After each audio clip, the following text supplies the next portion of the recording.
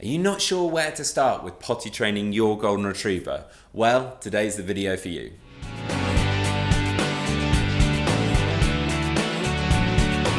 Welcome back to the Fenrir Golden Retriever Show. My name's Joe and I'm a certified canine leader here at FenrirCanineLeaders.com. We are dedicated to helping you learn everything you could possibly want to know about the golden retriever, and then how to become a high-level canine leader so you can raise your very own. Don't forget to subscribe and turn on that notification bell if you're new here, as we have 2 dedicated videos coming here every single week, so I would hate for you to miss out.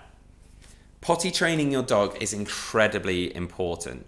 So if you are wondering how to do that with your golden retriever, well, we're going to be tuning into a webinar that the CEO and founder of FenrirCanineLeaders.com has recorded all about potty training your dog and how to do that. So then guys, welcome back to this quick fire webinar about potty training. Now potty training is one of those things that obviously every single dog owner, especially if you're starting with a young puppy, absolutely has to go through. Now we put that as part of our manners process. If you've seen our Perfect Puppy course, you might know that we break everything down into manners, socialization and obedience. And for me, potty training is one of the first really easy wins that an owner can get within the realm of manners. And it's one of those things that I think far too many people overcomplicate, and it's one of those things that it's just about keeping it simple. Break it down, plan, keep it simple. What I like about toilet training is it's one of those things that we can, and I'm going to break down how I go about teaching clients to do it, or how about go when I'm helping people get into the profession, how I think they should go about doing it. And you'll know that I always talk about that we have a micro behavior, a micro issue that we're trying to solve, or a micro trick that we're trying to teach. Excellent, we can narrow down on that micro issue, but is there an opportunity to teach things on a higher macro level? And I think that potty training is one of the first examples of this.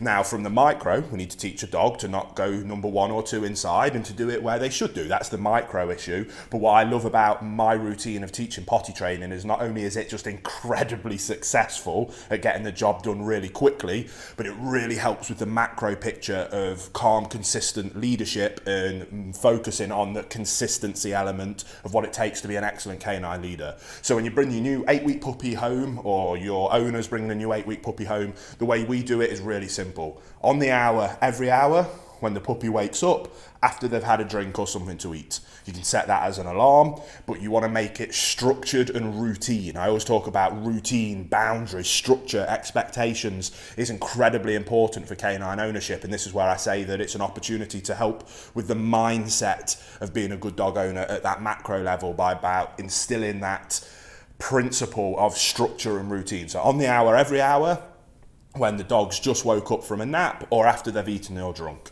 take them out to their designated place. When they go number 1 or number 2, praise, positive reinforcement. It really is simple. If you do that every single time, you will make sure that your dog never has an accident in the house. They will very, very quickly learn where they're supposed to go, and that it's one of the world's most incredible things when they do that. That is how so many of the owners that follow our programs are able to raise a puppy with having 0 potty incidents in the home. But it's just about discipline, routine and structure, but keep it simple. Hey guys, very quickly, I just wanted to ask, are you following us over on Instagram? If you're not, there's 2 accounts that I would love for you to check out. The first one is our brand account at Fenrir Canine Leaders, where you can see more about our industry leading products that we create. If you're interested in following me personally, that's at I am Will Atherton, where you can see behind the scenes of me working with some of the most extreme behavior cases in the world and what it takes to run these kind of YouTube channels.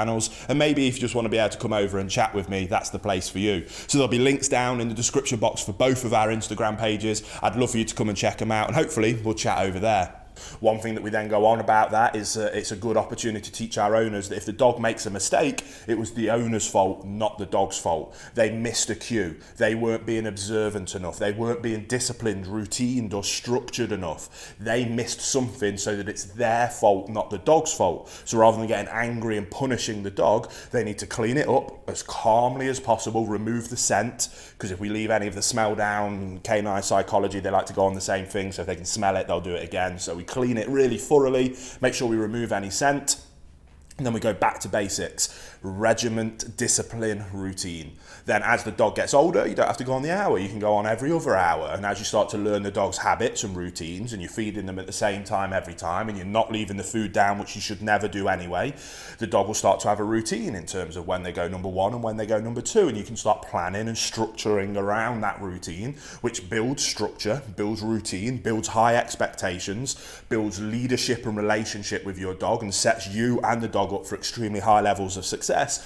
on that macro level. That's the most important part, by focusing in and teaching some skills on the micro level that is potty training. So again, it isn't rocket science, guys. Keep it simple, but stay calm. If there's any accidents, it's your fault, not the dog. So step back, readdress, and then put a better plan in place so that that accident doesn't happen again. Set them up for success, and then highly praise and reinforce that success. And you, with your puppy, or your clients and their puppies, will have their mind blown about how incredibly easy it was to potty train their dog. Something that so many people make it far more complicated than it needs to be. Keep it simple, keep it disciplined, keep it routine, structured. Calm, consistent leadership wins above everything else. So I hope you enjoyed that quickfire webinar. Let's move on to the next one. There you have it, guys. Some really good tips and tricks to start putting into practice straight away with your golden retriever and potty training.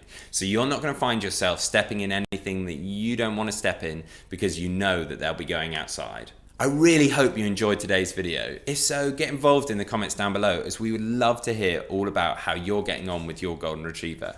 Don't forget to subscribe and turn on that notification bell so you never miss a future upload. And I can't wait to see you in the next episode of the Fenrir Golden Retriever Show.